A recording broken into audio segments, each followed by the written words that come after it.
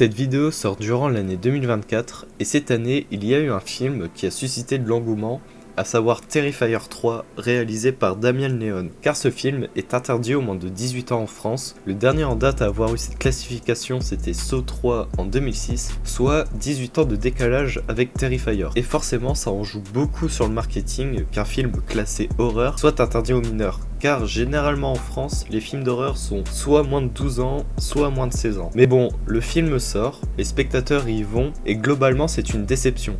Je ne pourrais rien vous dire sur le film, car je ne peux pas aller le voir, mais si on suit plusieurs avis sur internet, le film est certes gore comme ses prédécesseurs, mais il ne fait pas peur. Et c'est là que j'aimerais qu'on s'attarde sur cette vidéo.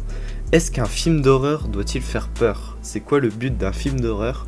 Et même de manière plus générale, qu'est-ce que le cinéma d'horreur? Bon, dans cette vidéo, je ne vais pas rester sur l'exemple de Terrifier 3, je vais aussi prendre exemple sur d'autres films pour trouver la réponse. Et aussi, cette vidéo sera divisée en plusieurs parties, en commençant par l'origine du genre, où je vais retracer de manière très brève l'histoire de l'horreur au cinéma. Ensuite, les sous-genres de l'horreur pour montrer qu'il n'y a pas un seul type d'horreur précis au cinéma. Après, une analyse de 3 films pour démontrer ce qui crée une ambiance horrifique. Et après, une conclusion en donnant ma réponse. Et aussi un bref moment pour l'avenir de la chaîne, mais c'est vraiment à la toute fin de la vidéo.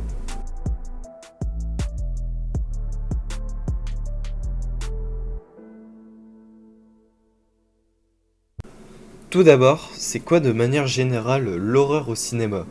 Pour commencer, le genre horreur était de base un dérivé ou un sous-genre du fantastique, mais contrairement à de vrais films fantastiques, le genre de l'horreur doit, on va dire, principalement faire sentir une sensation de mal-être au spectateur. C'est généralement sombre, mais sans non plus être de la dark fantasy, et du coup, dans un certain registre, surprendre le spectateur. Et déjà sur cette notion de surprendre, on peut repérer plein de manières totalement différentes pour un film d'horreur de surprendre une personne. Mais ça je vais en reparler plus tard dans cette vidéo. Avec ces codes, on peut se poser la question de quel était le premier film d'horreur utilisant ces thèmes et savoir aussi si c'est assez proche ou loin par rapport à aujourd'hui. Et le premier film à cocher ces cases existe et il fait partie du début du cinéma.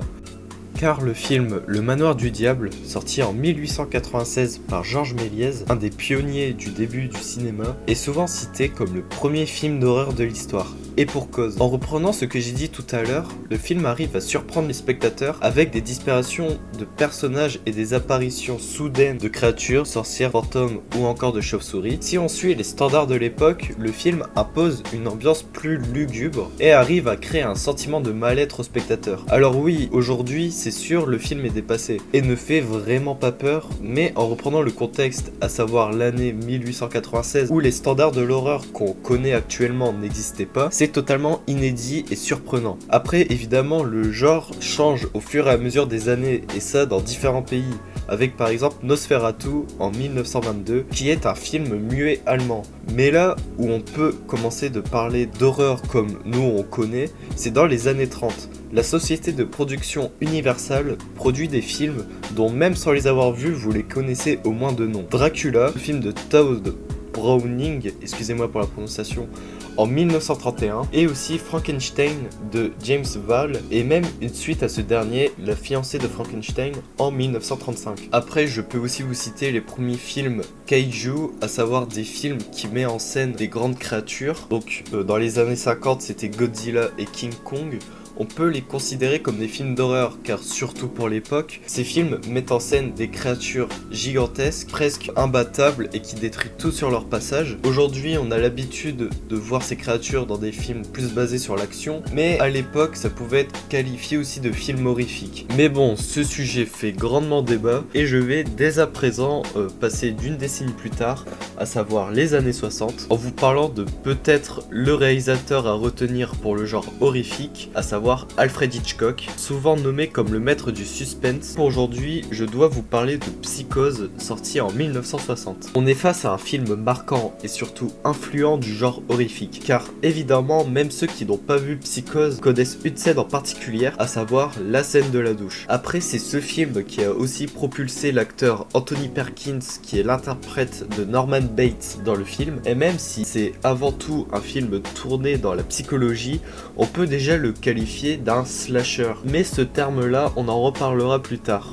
Après, je peux très bien vous parler des oiseaux également, toujours un film d'Hitchcock, mais bon, faut aussi passer à autre chose. Un autre réalisateur important du genre horreur, George Romero, avec son film La Nuit des Morts Vivants en 1968. Film avec un budget dérisoire, soit 114 000 $. En comparaison, Psychose en a coûté environ 800 000 et 1 million de $. Malgré ce budget dérisoire, le film est doté d'un grand réalisme, d'une grande violence, mais aussi l'apparition des morts vivants dans la culture populaire. Car avant, on a connu les créatures comme Dracula ou Frankenstein, mais on n'a jamais exploité les zombies au cinéma. Ça existait déjà avant, mais c'est clairement ce film qui le démocratise. J'aimerais passer en 1973, cette fois-ci du côté de Warner Bros, avec L'Exorciste de William Friedkin, étant à sa sortie un grand phénomène, devenant pendant fort longtemps comme le film d'horreur le plus rentable de l'histoire, et surtout revendiqué comme l'un des films les plus effrayants et traumatisants du cinéma. Après, pour avancer un peu dans la vidéo, on a traversé beaucoup de films d'horreur devenus aujourd'hui comme cultes et qui ont également marqué le genre, comme Massacre à la tronçonneuse, des réalisations de Wes Craven comme Les Griffes de la Nuit ou encore Scream, des gros films de slasher avec aussi les films Vendredi 13 ou Halloween, des films mis en plus sur l'ambiance avec par exemple Alien, le 8e passager de Ridley Scott. Je peux encore vous en citer des dizaines, mais je vais me maintenir dans cette vidéo. Pour en terminer sur cette partie, on peut donc constater une très grande évolution du genre, et surtout que le genre est diversifié, et encore aujourd'hui le genre ne fait que de se diversifier.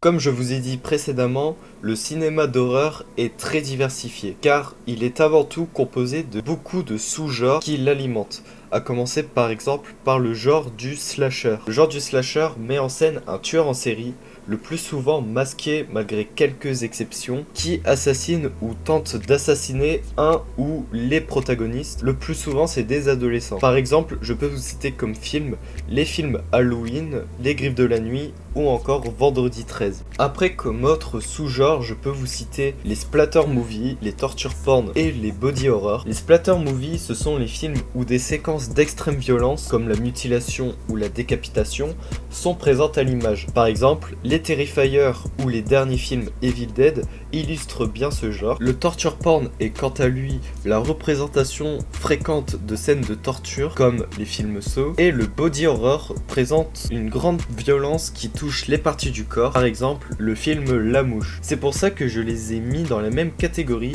car leur but c'est de montrer de l'extrême violence. J'enchaîne avec le film psychologique. Le film psychologique n'est pas forcément un genre à part entière comme pourrait être un slasher, mais il possède une patte propre. Le but de ce style est de déranger le spectateur avec une histoire tournée sur des états mentaux, et c'est bien plus réaliste par rapport à d'autres genres de l'horreur. Par exemple, le film Shining ou Le Silence des agneaux illustrent bien ce genre. Pour terminer, je vais vous parler du found footage. Ce sont des films qui se jouent beaucoup sur l'immersion des spectateurs, car ce sont des films tournés sans reprendre les codes du cinéma, avec des idées de plans, mais tournés comme une sensation d'un enregistrement. Un peu, si vous préférez, comme un vlog, mais qui présente des éléments paranormaux. Par exemple, le projet Blair Witch, Rec ou Paranormal Activity, ce sont des films en found footage.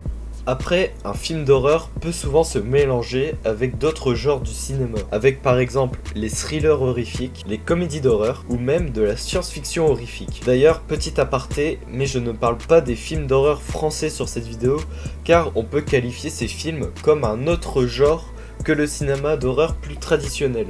Mais peut-être une vidéo sur les films d'horreur français pourrait voir le jour.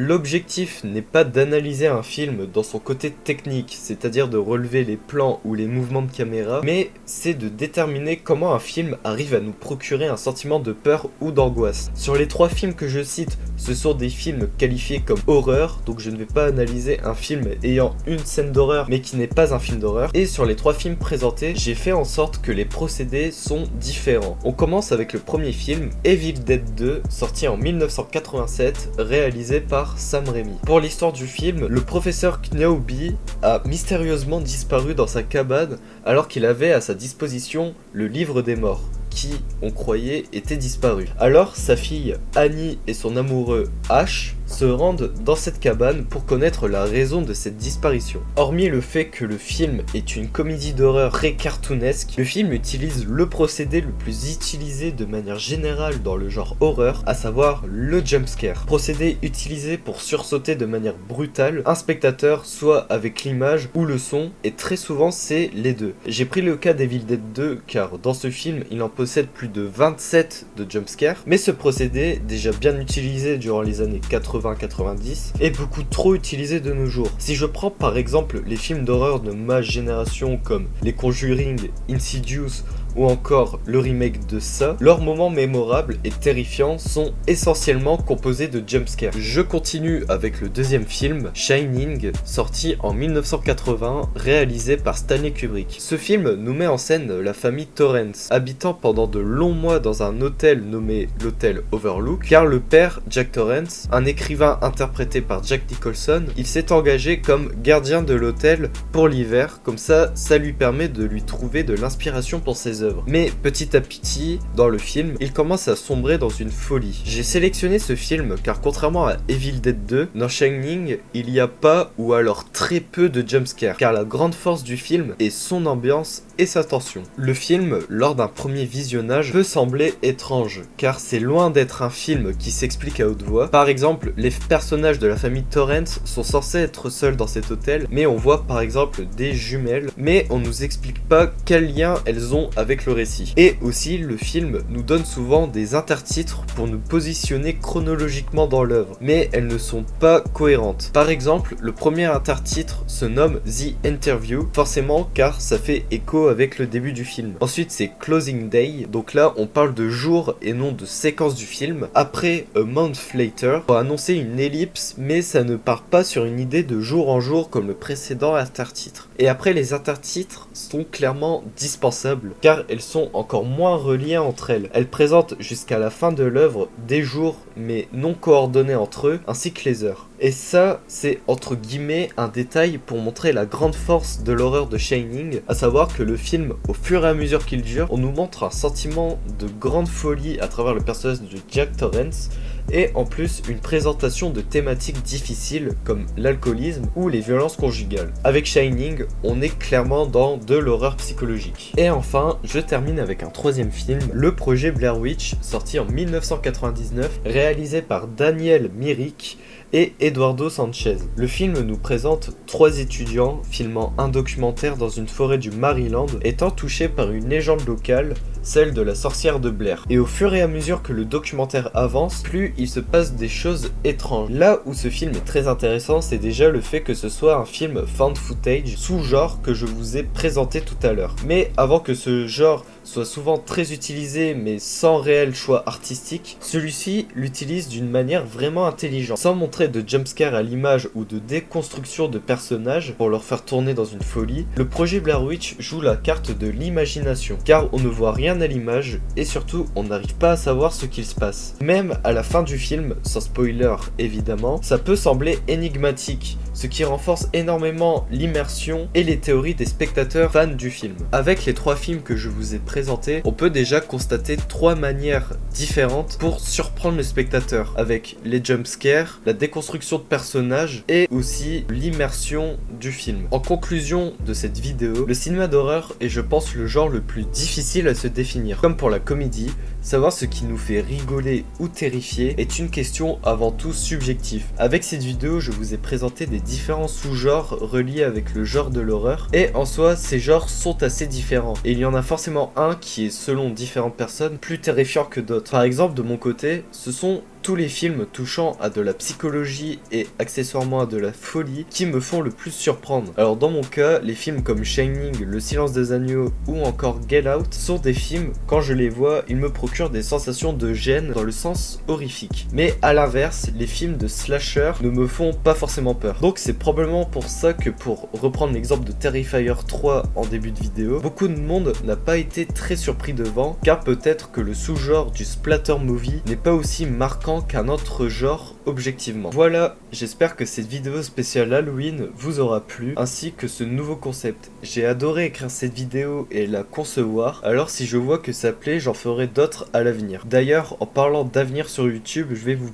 en parler très rapidement. Sur cette chaîne, je ferai d'autres vidéos de ce style sur le cinéma, mais je ne laisserai pas tomber les créations de courts-métrages. Vu qu'un court-métrage demande plus de temps et surtout trouver une histoire qui me plaît vraiment pour ensuite le développer, c'est assez long, je ferai en interne des vidéos comme ça qui demandent aussi du temps, mais c'est déjà plus rapide que des courts-métrages. Et ensuite, pour la chaîne Fushidori Podcast, je ne peux plus faire un podcast par semaine. De toute façon, vous l'avez, je pense, remarqué. Du coup, je ferai des podcasts toujours sur le cinéma, mais que sur des critiques de nouveaux films. Et il n'y a plus forcément de créneaux à respecter, à savoir un podcast par semaine, ça peut être 2 voire 1 mois sans podcast.